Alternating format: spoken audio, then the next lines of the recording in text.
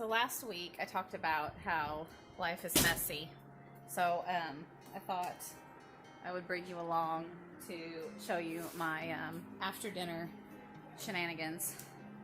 I'm going to be making, it's a half gallon of basil from our garden, and I'm going to be making sun-dried tomatoes, and I'm in the middle of remodeling my kitchen, so it's messy, but it's a process that a lot of people have asked about, and I was hoping to catch it on video. I've already got the oven preheated, and I've got Roma and San Marzanos rinsed and ready, and so I'm going to chop them and lay them out on the parchment paper. Don't do wax paper, do parchment paper, and I'll show you the process of that so it doesn't stick. So first thing I want to do is I'm going to sprinkle out this basil pretty generously onto this sheet.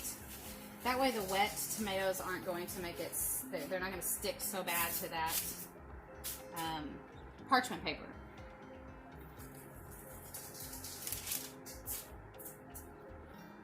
I'm going to do seasoned salt.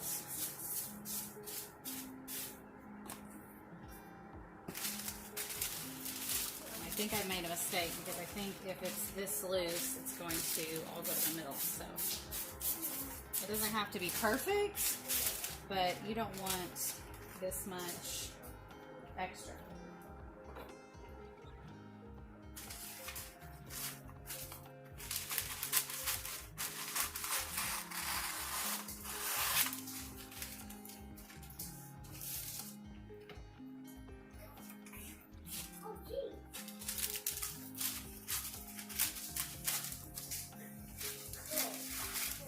This is really something I love to do in the fall because the oven is on, and right now I think it's 95 degrees outside, but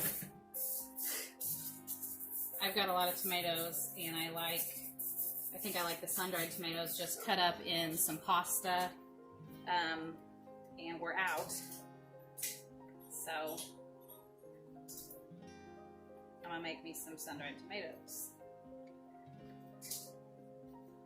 Cutting these, try to do it as evenly as possible.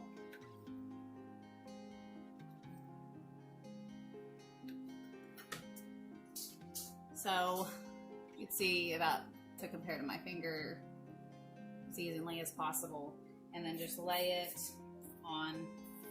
You can get them pretty close, and if they're still attached, like this one, just lay it down. It's fine; they'll separate. I don't like the bigger ones, so I cut them that way. If you wanted to cut them lengthwise, you could do that. And then the ends you could still use. That's the end of the tomato, or the top of the tomato. You could still use that. I just put it with the skin side down. And I'm gonna keep going.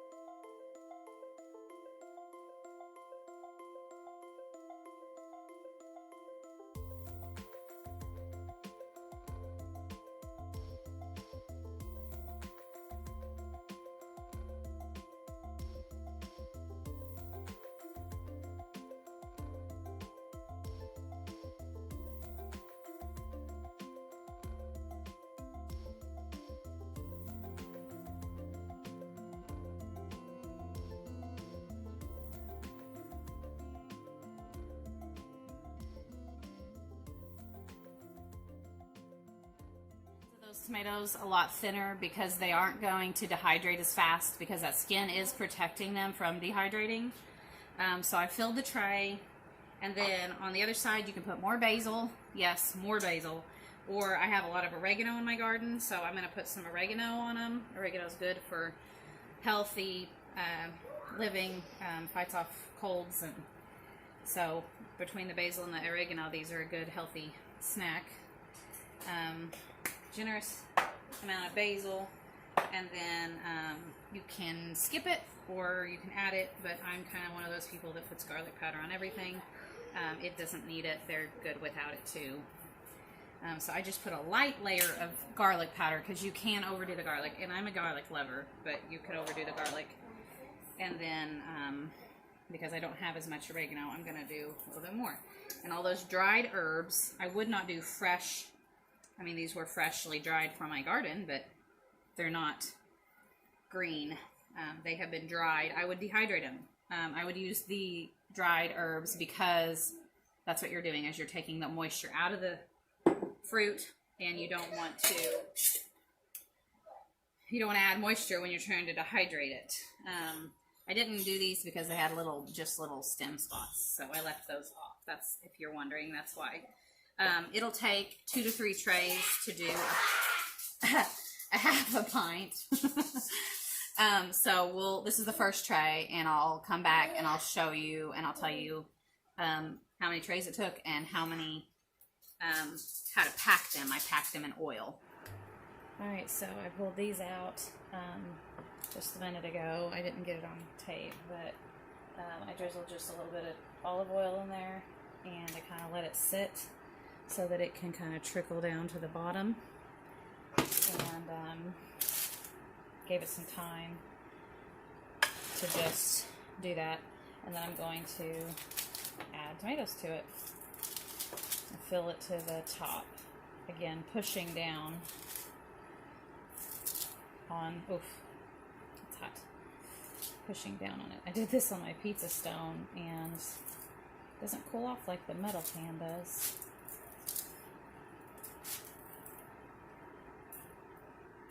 Some of these are still a little wet.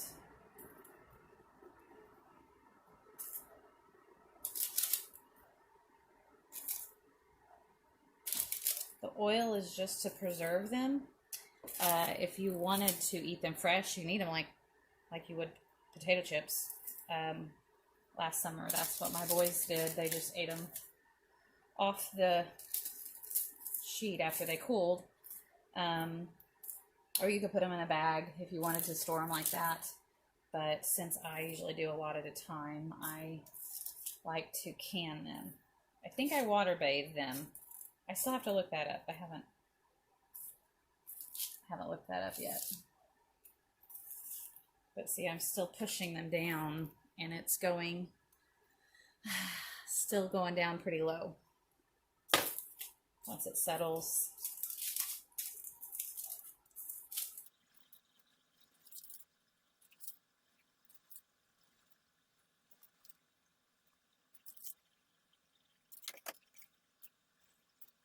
Okay, so it's getting a little full.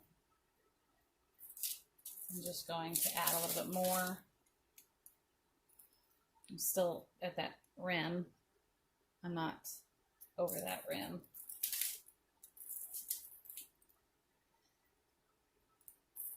Because there's still a lot of space in there. You can see it better if you're not looking through a camera lens with bad lighting. But especially in the sides and the corners, there's quite a bit of space.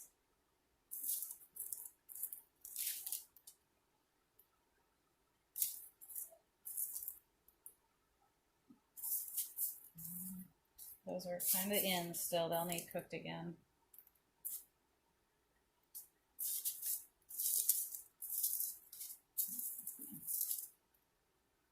So I'm going to stop there. You could probably fit 5 or 10 more, but and then I'm going to just drizzle some extra virgin olive oil over it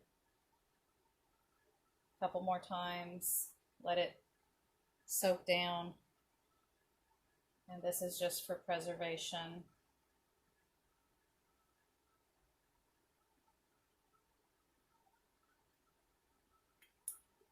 So it's starting to settle. I'm not going to fill it to the very top. Well, it's fuller than I might like it. So, and also this oil will be good to cook with. You don't have to eat it, but when you pull the tomatoes out of it, It's going to be some very tasty olive oil. And then I have to clean a jar still, but you'll just put a lid on it, and I'm pretty sure you'll water bathe them, but I'll have to fill up several of these before I do the water bath, or it won't be worth it. So it's the next day, and I'm just running water. I'm cleaning the sink off, and I am running water over these frozen tomatoes. I froze them because I don't have to blanch them, and it's just easier to do the whole process. So I was going to show you that I just sit them in the sink and run water over them. And I'm still doing sun-dried tomatoes in the oven while I'm going to throw these in the pot. So also by freezing them, I can take the tomatoes in as they come off the vine. My pan's got a little bit of burn mark, but it just slips off, and then I put the skin in the, just pops off. That's hard to do one-handed, but really that's all it takes. It goes off, and I throw that away. I can do little batches, and just when I get a ton of tomatoes in, I can do them on the weekends. I try to do mostly my San Marzanos, but we've got a little bit of other ones that needed froze, and we still have those as our kitchen gets painted. So, and I do it all over the sink because it's wet. You're going to also drain these tomatoes off from the pot. A little bit of skin stuck there. You'll drain the water that kind of sits in the bottom when you're done before you start cooking it, and then I reduce it again. That one's got a lot of green on. So this green one, it's a good example, I guess. I did that on purpose, guys. So if you freeze it too, like this one was really ripe on bottom, and then he wasn't ripe enough on top. And see where that's green? It's not coming off very easy. It is, but it's resisting. So don't freeze them green. Maybe even, you could even cut them in half, and then, I don't know what you do with that top green part. It's fine. It's just not the best case scenario. I like to use my Dutch oven. It's a coated iron skillet, whatever that's called. I like to use it, but I burnt something. I put rice on the bottom of it. I use it for everything. And when I burnt rice on it, we cannot get the bottom off. It doesn't come off to the tomatoes, so I'm not too worried about it, but it's not a pretty picture. And while I'm waiting on the roasted tomatoes in the oven, I'll get these boiling. So I had a few New Mexican hatch chilies ripe, and I hadn't been having any. So I'm going to take the tomatoes today and make tomatoes with chilies in them, like a Rotel style tomato. Using chilies and taco soup. We make a lot of taco soup.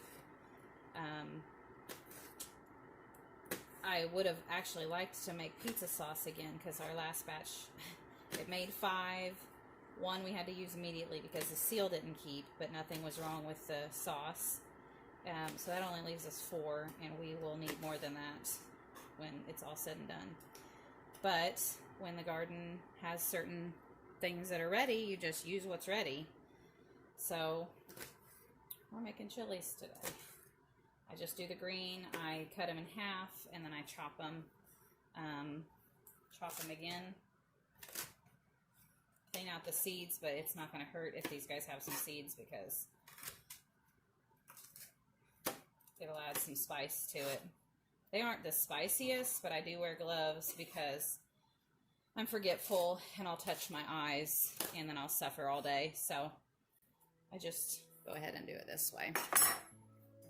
And then I pour them in with the tomatoes, and I won't go through the process on video, but once they were cooked down, I will put them in the can, finger tight lid, and they will water bathe for 40 minutes. Water bathing is pretty simple. It's the pressure canning that I think a lot of people make a lot of people nervous. And then we have these almost ready, and I'm going to water bathe those as well. They aren't as in a hurry to get in the water bath. We try to get the tomatoes in the water bath while they're still hot. But these, since they're in oil, they're fine. They're packed pretty well. And so they'll go in with the chili tomatoes.